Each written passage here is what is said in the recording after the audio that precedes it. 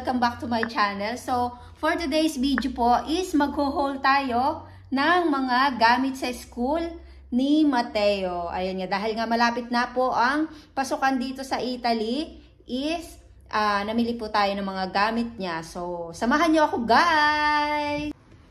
So, ayun na nga guys, today po is maghuhol tayo ng mga gamit ni Mati sa school na pinamili ko kahapon. So, dahil nga po malapit na yung pasukan dito, next week na po siya, September 15 is pasukan na po dito sa Italia. At September 15 is Friday po yon. Yes, ang pasukan po dito sa amin is Friday. So, 'di ba? Friday, and then papasok sila isang araw, then 2 days na wala ulit pasok. Tapos yon. So, ayun guys, dito kasi okay lang kahit anong araw itapat yung September 15 kasi laging doon nagsisimula yung pasukan dito.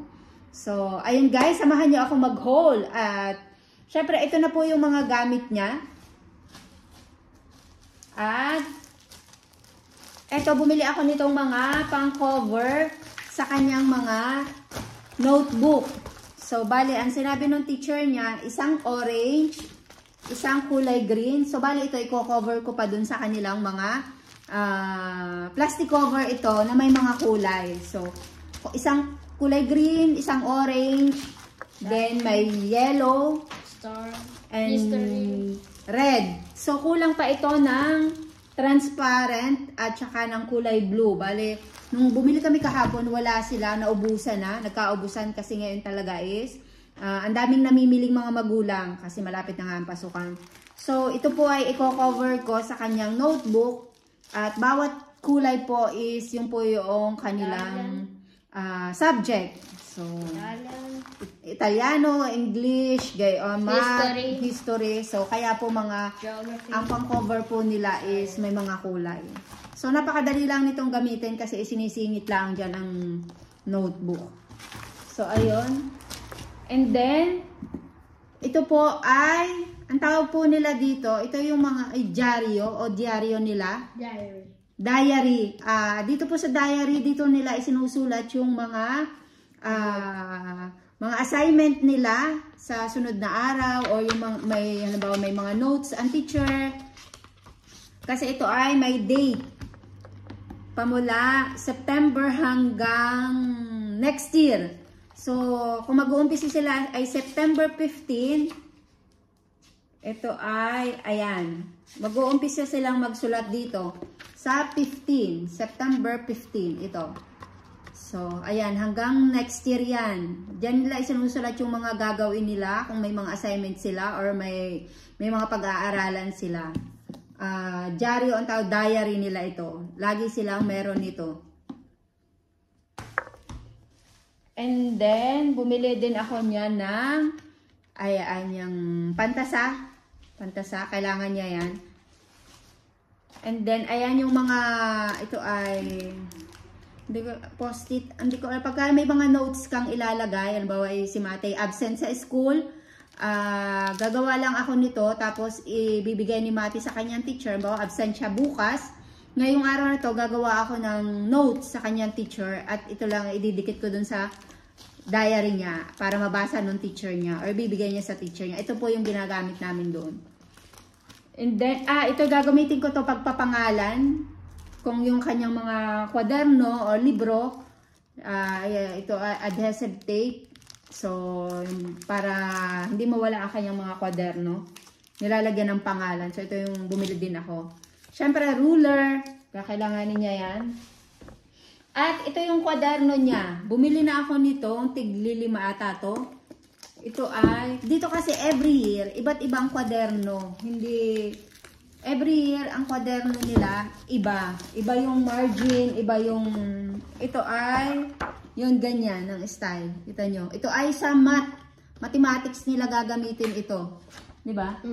geography. At saka, history at geography. Yan. Ito mga ganito. Ganyan ang, so, 5 na yung binili ko. Tapos, isa pa ay, bumili pa rin ako nito. Meron pang isa pang 5 din ito. Iba din ito. Ito ay pang grade 5 sadya. Kasi si Mati ay grade 5 na. So, bawat year, ibang klaseng kwaderno yung ginagamit nila. Last year, nung grade 4 sila is, May margin. ang ginamit niya ay kwaderno na may margin. Ito, ngayon, wala siyang, ayan, straight lang siyang ganyan. Nung grade 4 siya, may margin dito na dalawa. Ngayon, wala na. Ganyan na lang. So, ang binili ko dito ay 5 din. So, ito ay para sa Italiano, English,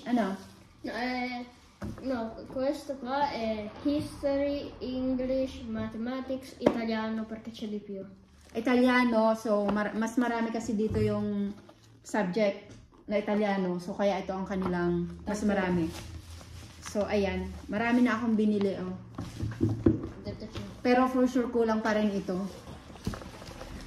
And then, ayan, ang coloring pen. Bumili din ako. Kasi yung mga dati niyang coloring pen last year, alam nyo na, mga kulang-kulang na, wala na, nagamit na niya pagka yung nandito siya sa bahay. So, bumili na ako ng bago na coloring pen.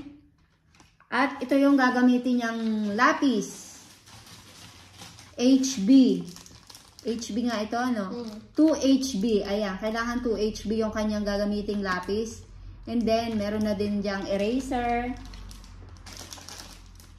At, nagamit na rin sila ng ballpen. Ayan ang ballpen niya. So, kailangan niya ng yan, ballpen na may blue, may green, may red, may black. So, kailangan niya yan. So, ganyan na yung binili ko.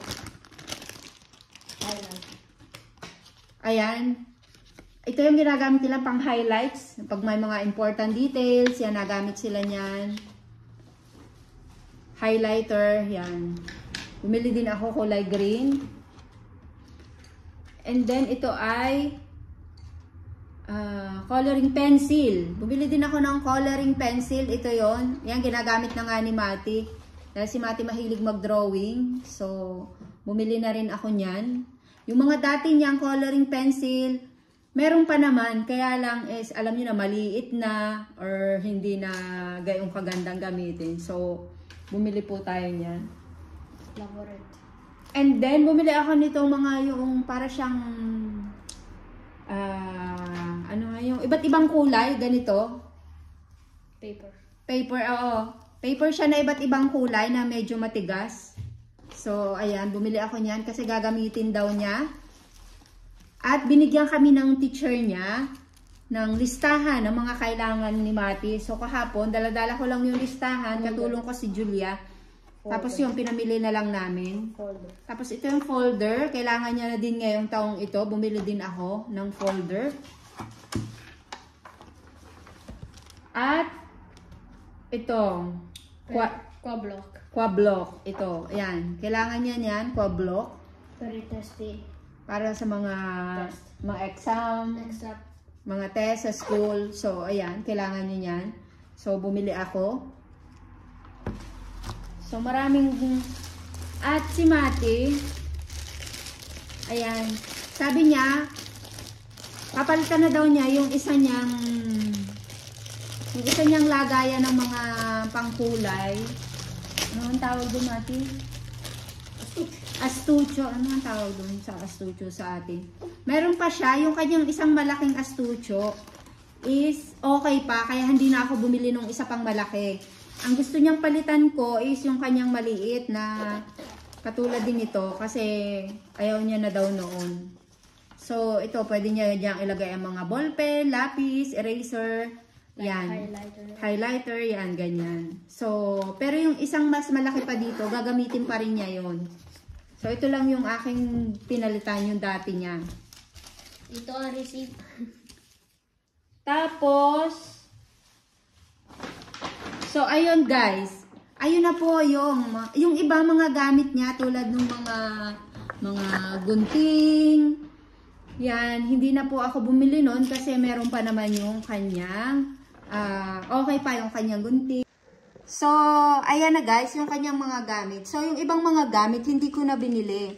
Tulad ng kanyang bag, yung bag niya, okay pa naman yung bag niya. Kung yan natatandaan nyo, last year, pinakita ko din, nag-hold din ako ng mga gamit niya. Yung pa rin yung bag niya na gagamitin niya.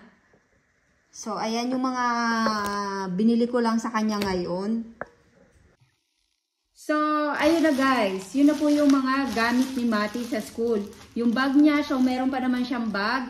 Yung kanyang sapatos, may sapatos pa siya. Tapos, wala naman po kasi ditong uniform. So, wala po akong uniform na binili sa kanya.